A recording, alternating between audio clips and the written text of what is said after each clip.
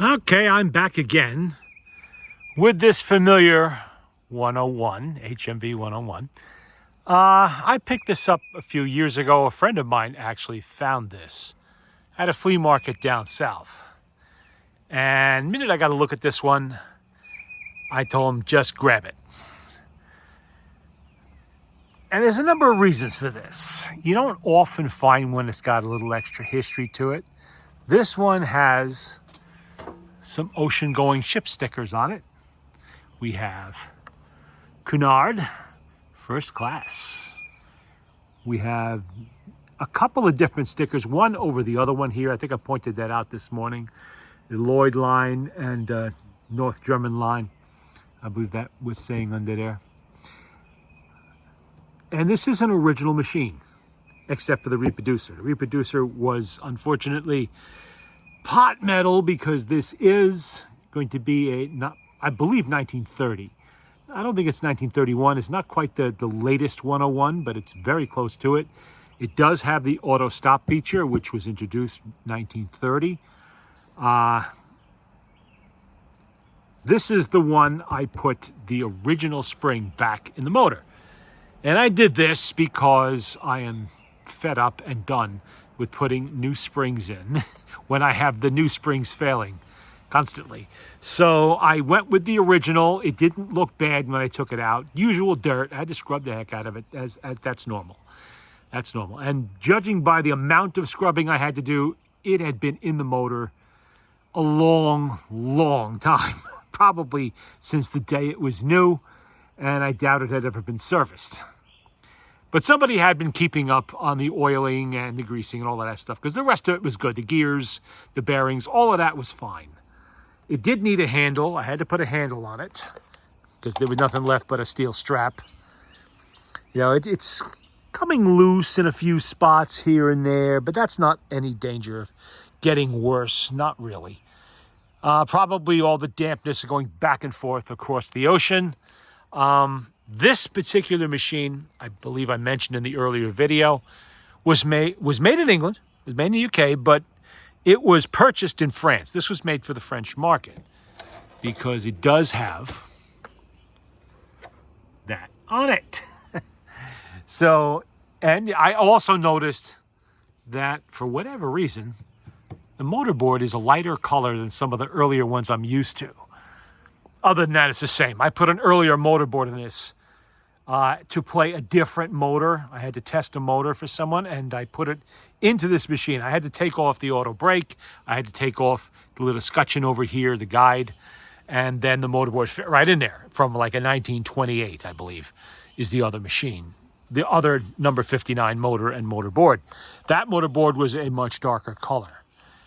Other than that, I didn't really do much to this machine. Just the usual service. It's operating on my, which one? The brass-backed number 4 that I have. Same one that was on here for the last video. And the auto stop is actually functional on this. I'll play a record later demonstrating that. This record will not do that. There's no eccentric in the middle to stop it. Records like these are why the HMV 102 got the selector switch over here that allowed you to turn off the auto stop and go to the manual brake. I think after 1934. 1935 was the first year they went to that style with the addition of an auto regular brake on it. So you could play records like this without any trouble. I don't think this one will give us trouble, hopefully not, but we'll see. And the spring in here, I've already tested it. The spring in here actually plays one side of a record without difficulty. And it actually was playing the second side of a very clean record also, but I didn't want to push it too much. I mean, it is almost a century old, you know, that's asking quite a lot for an original spring. And being that this is my machine, I'm not doing this for anybody else but me, so I will know that the original spring is in here. And if I decide to start importing springs from the UK, which I am likely to do very shortly, I might change this or I might not, because the one that's in here is working just fine for one play. I rarely ever try to push these little motors to play two sides of a record, especially considering how many worn records I have. So I try to keep it to one, then I just wind it for each play. It's safer that way. I mean, I know with a new spring, there are certain records it will play both sides without difficulty. A lot of history in something like this, though. Just think of all those transatlantic voyages, at least 3 that we know of, and there's signs there were other stickers or decals placed on this machine that have come off or been scraped off. So it could have been 5, could have been 6. These people were world travelers on a regular basis, whoever they were. And France before the war, all of that. What an adventure that must have been. You know, the things, who knows what liners this was on. I mean, Cunard had a lot of, could have been the Queen Mary, you know, something like that. I don't know. You know, I don't know the German liners that well. The Bremen, maybe? Who knows? Any number of ships. And fancy hotels it might have been played in. You don't know.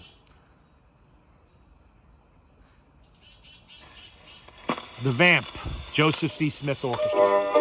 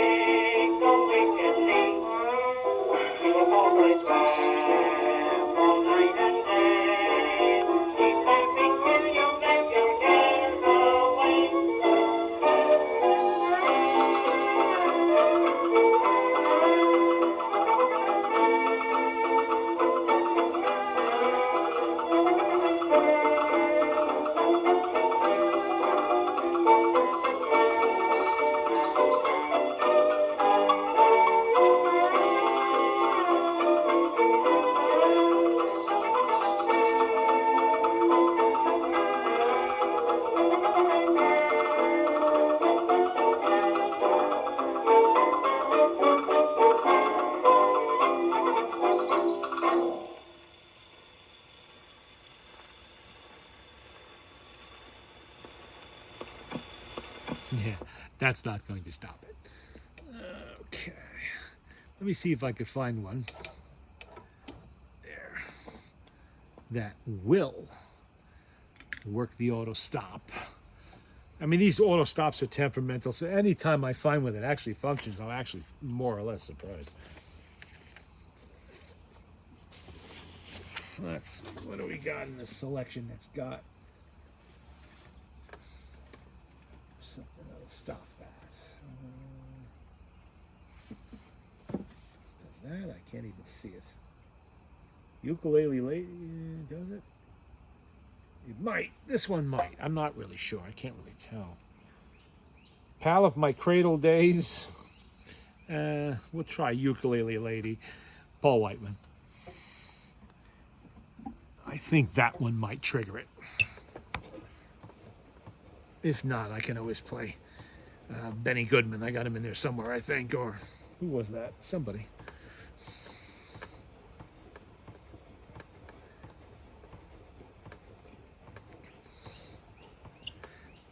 And of course, I did have to fix the tone arm. It was loose. I had to tighten that up.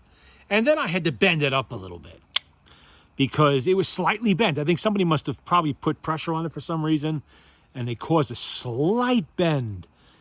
Nothing you could see with the naked eye, but this was hitting the record, and there's not a whole lot of clearance there to start with. So I had to do something about that.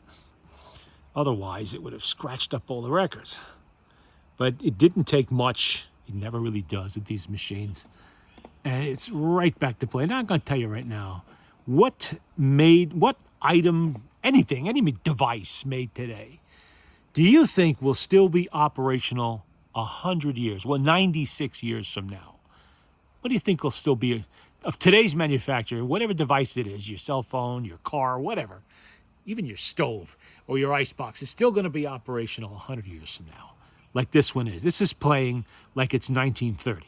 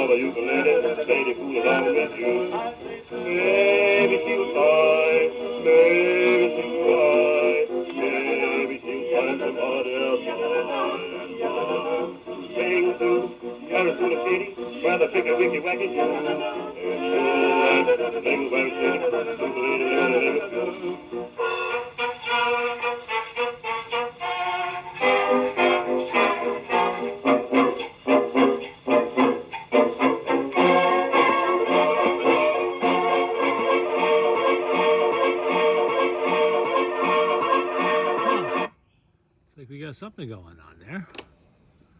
I heard something at the beginning of the record. Oh boy. Wow, look at that. See it? Let me see if I can point it out. Right there. That is a dimple in the record. Too bad. I was playing well, too. You know what causes that? Somebody, at some point in time, dropped a reproducer onto this record and damaged it. Well, that sucks. It was a good player, too. That really made some damage. Oh, well. We'll try another one.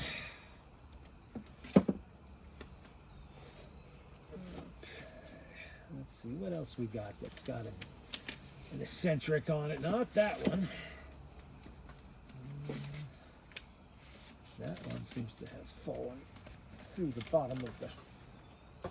No, that's an older one too. A lot of them are because I like playing the older recordings. Let's see. Get in there. How about you? No, that's another old one. That's even older than the last one. That one's got a big chunk out of it. Why did I bother to save that? I don't know. That was the Vamp. We just another copy of the Vamp. Huh, 2 copies of the Vamp in the same box. I'm going to guess I might not have played these records. I don't remember having 2 copies in the same box. This might be records I never got around to playing. What's this?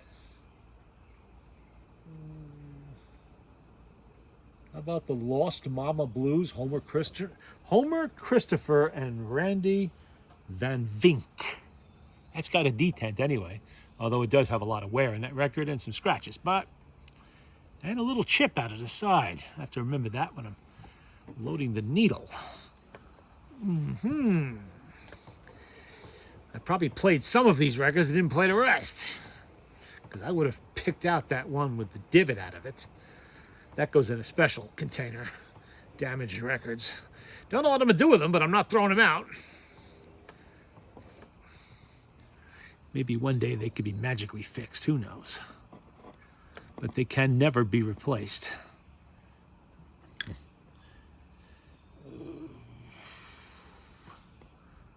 Let's see. Come on.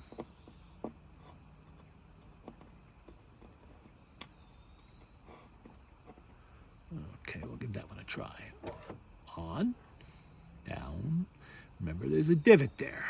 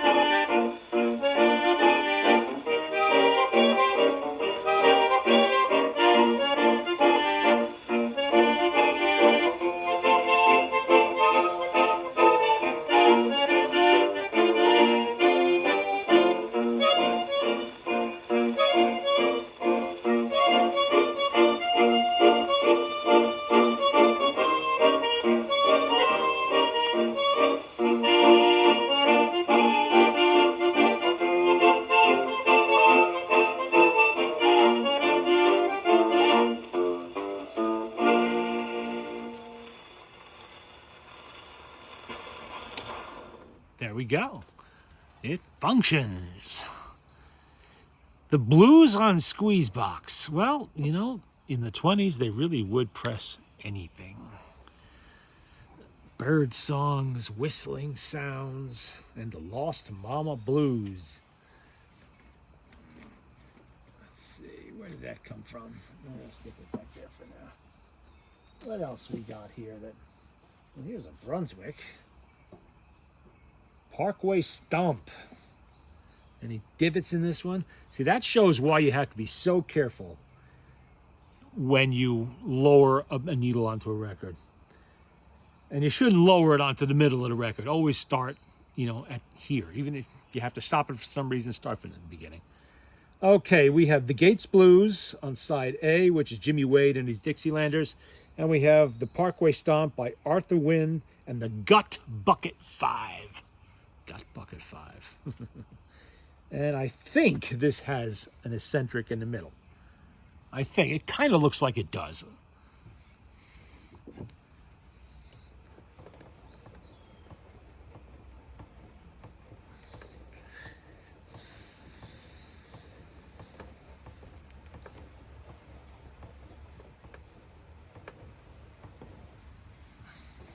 Let me check that speed. I meant to check that. Yep, the speed's where it should be. Okay. Because I was playing with that earlier. Setting it, which is always an adventure.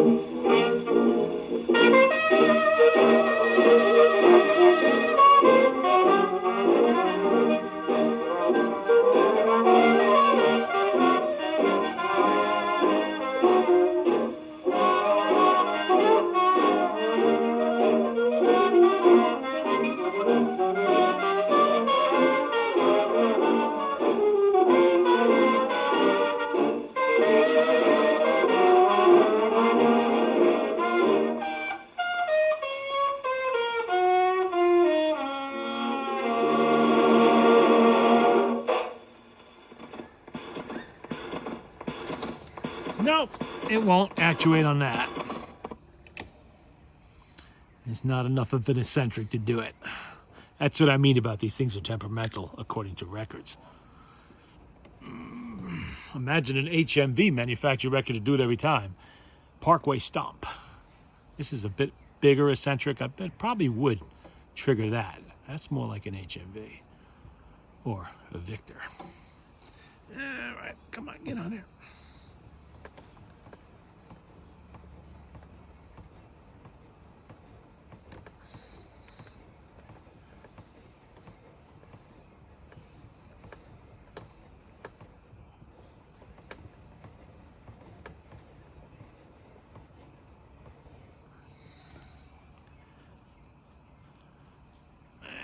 Come over here. Oh yeah, that's brilliant. Let's put the pointy part going down. Yeah.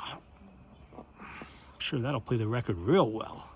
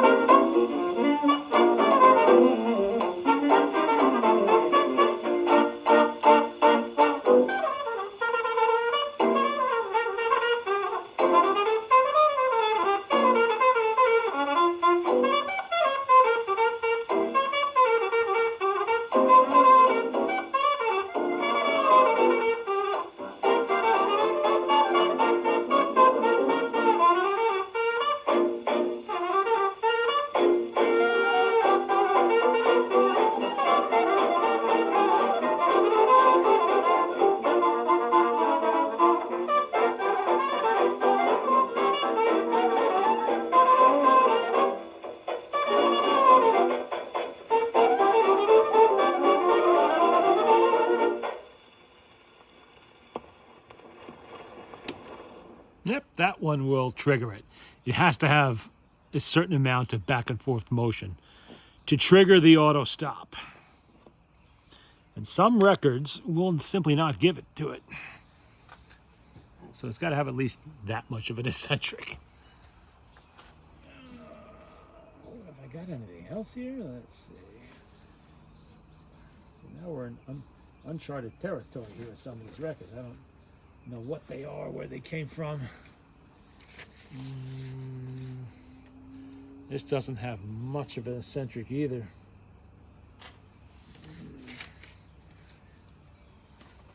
It's too old. Yeah. Let's see. Oh, that's teens. That's way too old.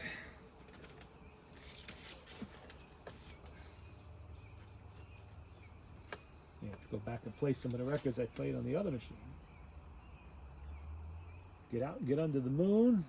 Does that have an eccentric? I think it does, but I don't think it's enough of one. Yeah, that's not enough of one.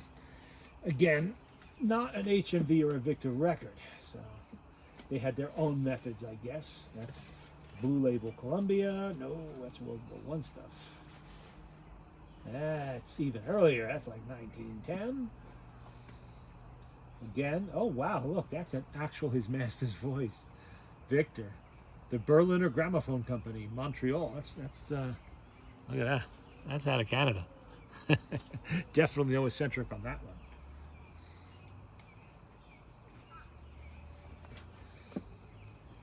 Let's see. Oh, no, that's the one I had in my hand before. What do we got in the back here? Oh. Patches. I don't know. That might do it. And Swanee. You think that one will do it? Maybe. But this is another Brunswick, so who is to tell? I do have some RCA records in there that definitely would do it.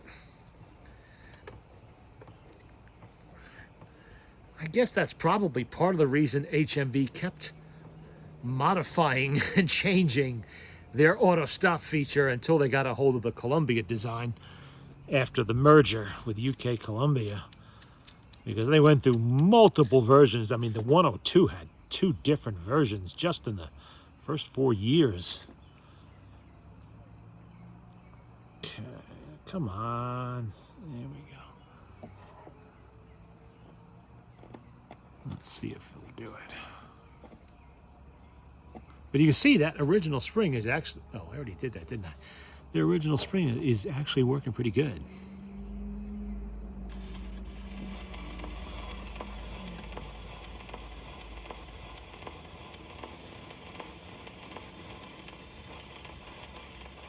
Okay, what's going on here?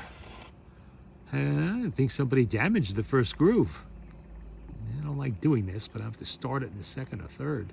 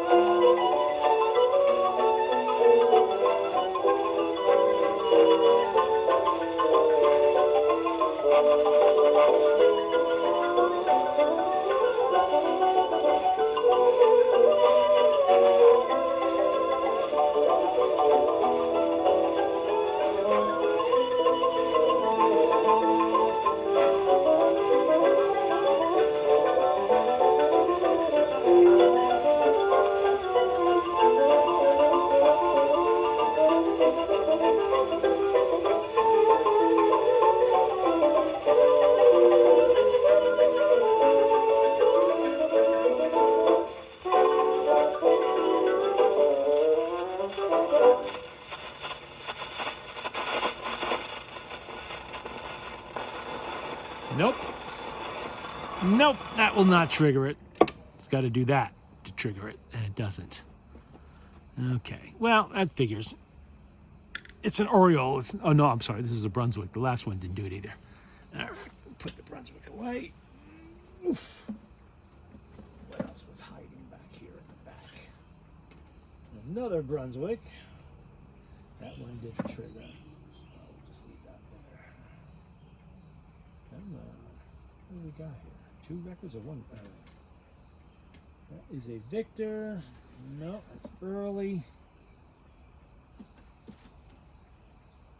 Another early. Aha. What was the other side of that one? Just a little drink. We'll try it. This is a very early eccentric on there. I don't know if it will, but it might.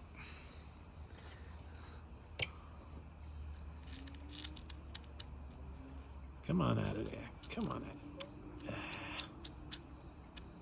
I don't want 1,000 needles come pouring out all over the place. I'm not using the ones in the needle box there because they are originals. I don't know if, I assume that they are unused, but I can't swear to that. And I kind of like to keep them with the machine as an interesting little selection of different ones in there. Yes. There's even, is that? Oh yeah.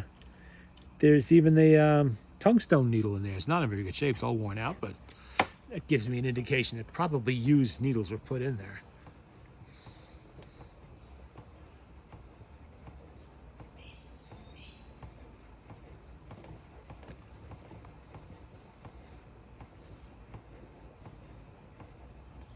And there's no reason to use used needles when I have brand new ones right here. So now let's try this one.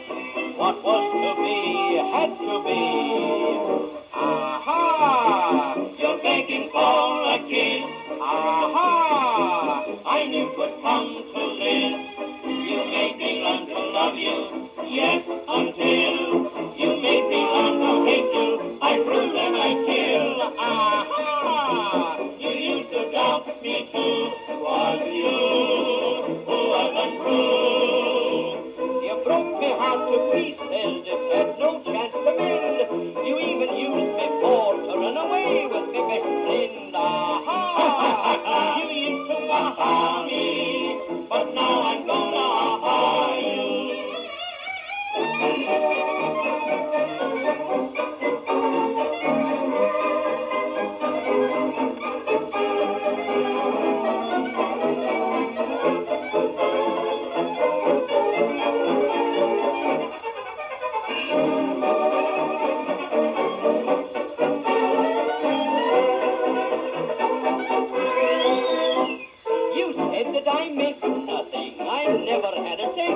But I've got $40 in the bank at 4%.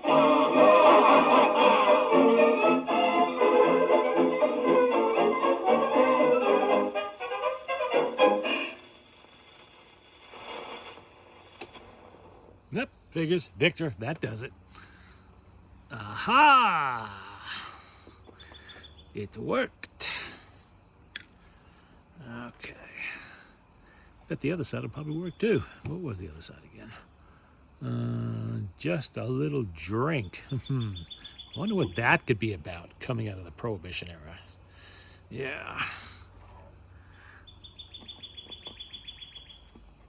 Just a little drink.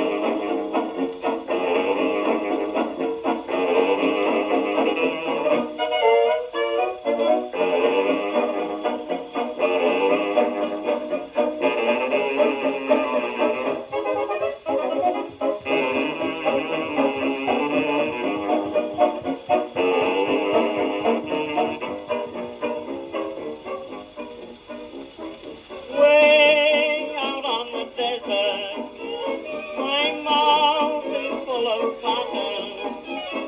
Gee, but I feel thirsty. I wish I had a drink.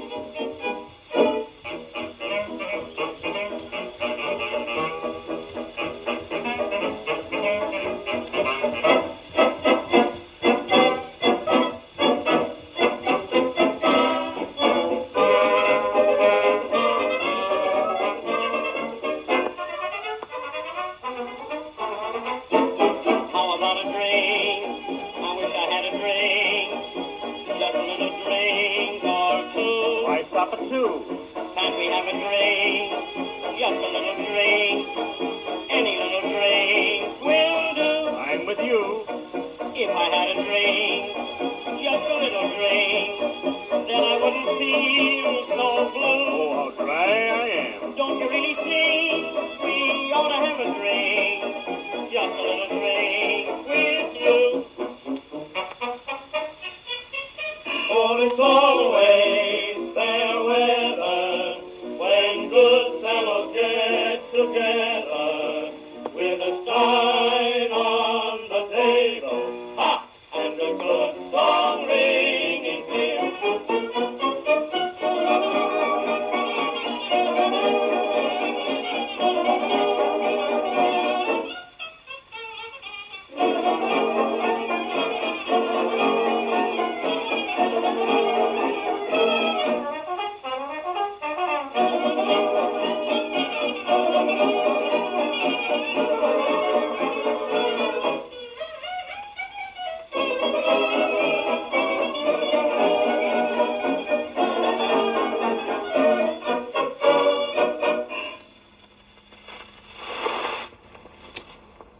There we go. Just a little drink. I don't think any of the rest of these have the detent in them, but I'll take a look.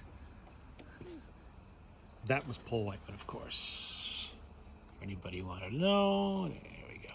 You see it. Number 19666B. Ooh, 666.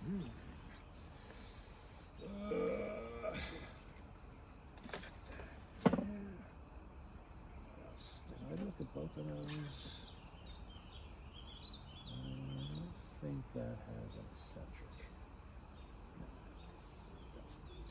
it doesn't. Not enough of one anyway, if it does. Let's see. What's in this one? No. I think so, anyway. Get back in there. Yeah, most of this I think are local records. Oh, that's really old.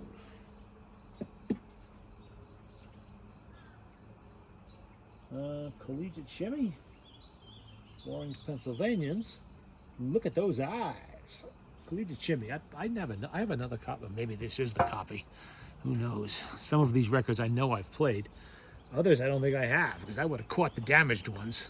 One with a big chunk out of it, another one with a divot. I would have sidelined those instead of putting them in my good, one of my good holders there.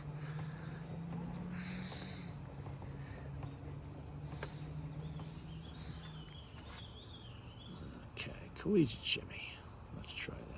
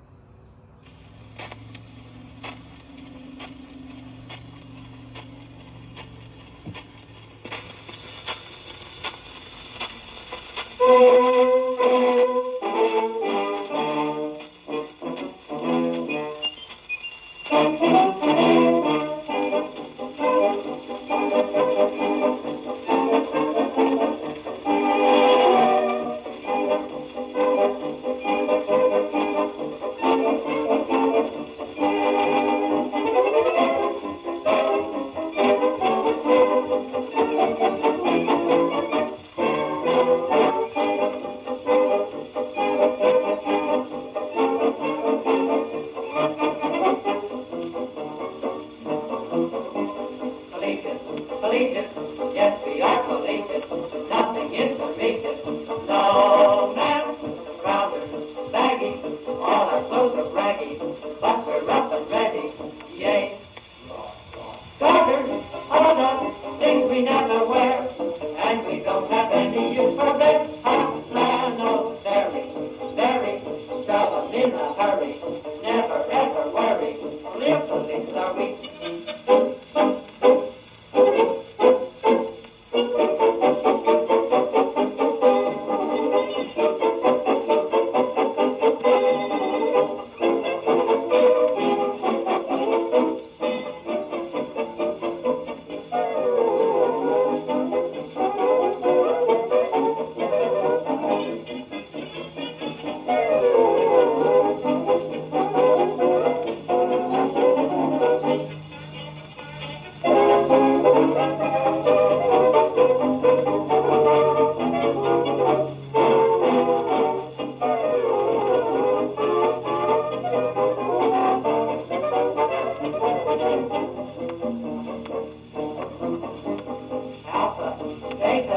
Delta, Gamma, Theta, Lambda, Chi, Omega. I guess, Lefty, give me wanna $50, wear an Aracala, no. Eureka, Sigma, Kappa, Kappa, half a K. That's the Greek for all the luggage we belong to. Sigma, Delta, Delta, and the Polka, Jamaica, and Chicago. All these gentlemen we.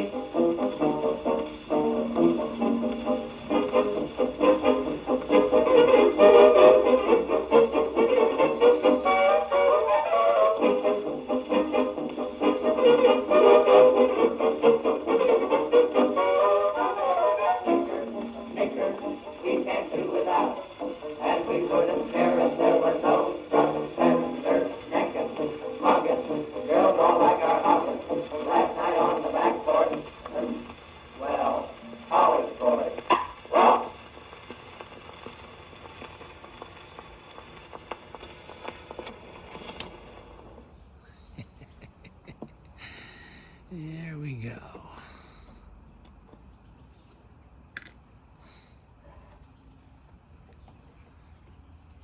And what was the other one?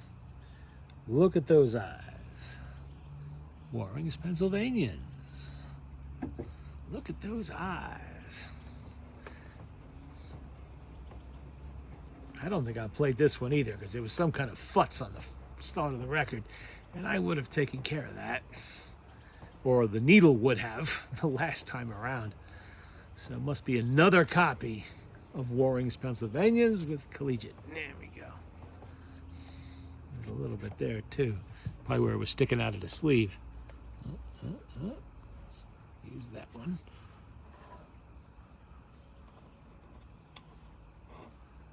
I have a friend of mine who scours several states picking up records here and there. And a lot of times they're extra copies, which is always good to have, because this way, if you have you might get a better copy than the one you have.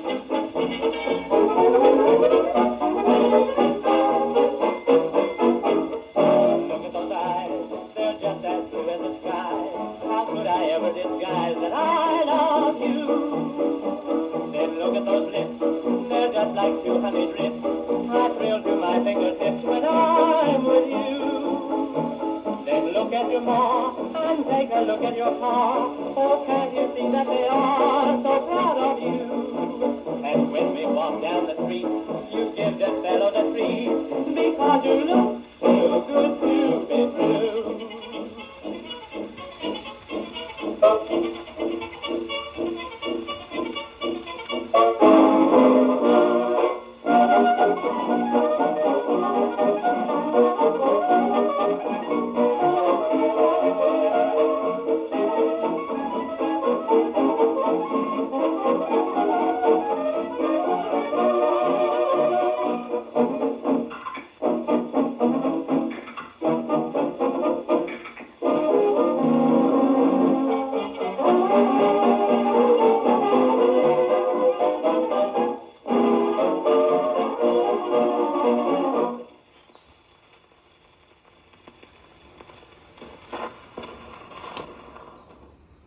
There we go. It's a Victor, so it stops it. So if you're going nuts trying to make your auto stop work reliably, keep in mind sometimes it's not the auto stop, it's the records doing it. Because there was no standardized really way of doing it, I guess. I don't know. Okay, I don't think I have anything else here.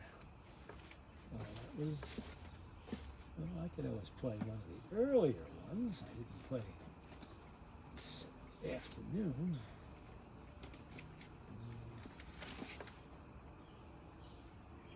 Well, there's no eccentric on that one.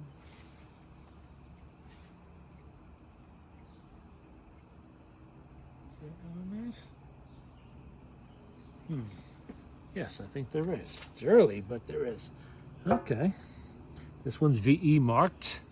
It is International Novelty Orchestra, and oh, how I've waited for you. No divots on this one.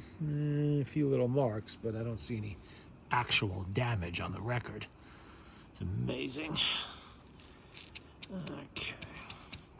Now, I'm sure there will be some degree of wear. There always is. It's hard to avoid when something is this old. And yet it still plays. All that crap you have stored in your phone, you think that's going to play in 100 years? Well, this will be. I mean, there's no reason why this machine will not be playing 100 years from now if it's taken care of and protected, you know, and maintained. Just oil it, grease it. You got to figure in its first life, this machine was probably used well, this one obviously was used pretty extensively.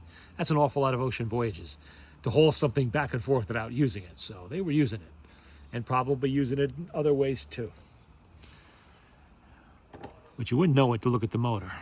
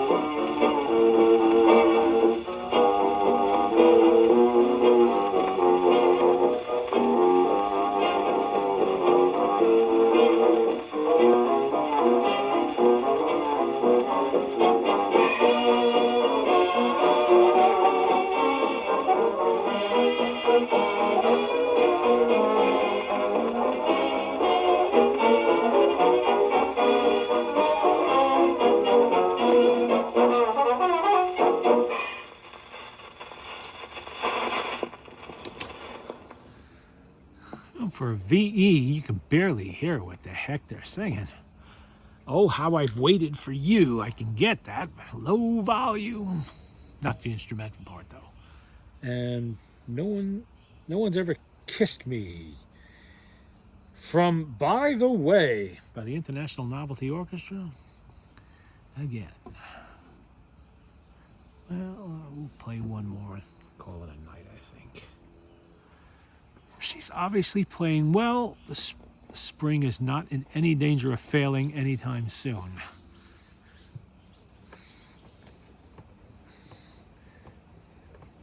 Imagine that. A 96-year-old spring, and it's still working just perfectly after a lifetime of use. And I cannot get one brand new spring to last 30 plays, you know, or less. You know, that's, well, I'm not talking about the UK springs. I'm talking about the domestically sourced ones that let me down twice on another 101.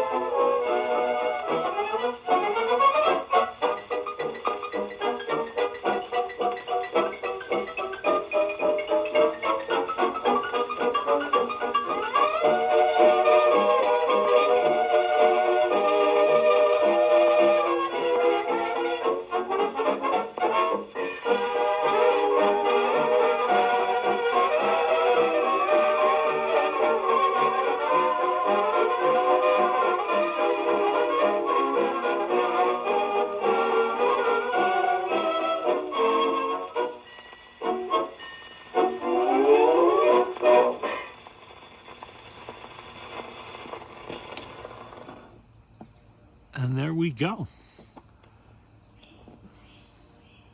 Now, I'm going to guess that this spring has at least as much power as the spring in the 410 motor, which was the original, well, the motor they made before the number 59 anyway. It wasn't the original, but I'm going to guess that that's a 9-foot long spring in that. This is supposed to be a 14-foot long spring.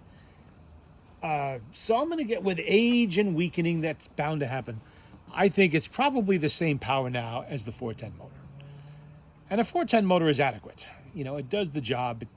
It has a smaller spring barrel. Otherwise, it's pretty much the same. Different housing. It doesn't have the spam can. It doesn't have the aluminum body. All of that as the number 59 does. But it is still a pillar and plate steel motor with all the normal things. It's got the same type of governor. All the gears are pretty much the same thing. It's just a smaller spring barrel. And that spring barrel comes apart with little screws around, you know, holding the gear to it. So it's a little easier for some people to open. I guess not everybody likes to play with those clips, as we know, because people keep shortening them, and I keep finding them that way. So they go back in easier, you know. Don't do that. If you have a one that's tight, put the work in and do it properly. The only problem with the 410 motor is that when that 9-foot spring gets weak, oftentimes it won't play one whole side of a record in that case. And then you're in trouble, you know. Then you have to source one somewhere. You cannot put a spring from this in there. Well, I don't know that. You probably could, but you wouldn't get the full use out of it. There's not enough room in there for a 14-foot spring. You know, it's just enough for a 9-footer, maybe 10 at the most. And now that brings us to the subject of the next HMV 101 that will shortly be on my table. That is an earlier version of this. No auto stop in that one. And it has the 410 motor that I actually started working on, oh, God, it has to be 8 or 9 years ago. And I just never finished it because other projects got in the way. And it's been wrapped up and put away since. It's time to bring it out and finish it. Probably going to have to source a reproducer for that, or I'll just use this one. Yeah, very similar machine with some small differences, obviously, being that it is an earlier model. Not early enough to have the front crank, but still, I do have some of those too. All right, until the next time.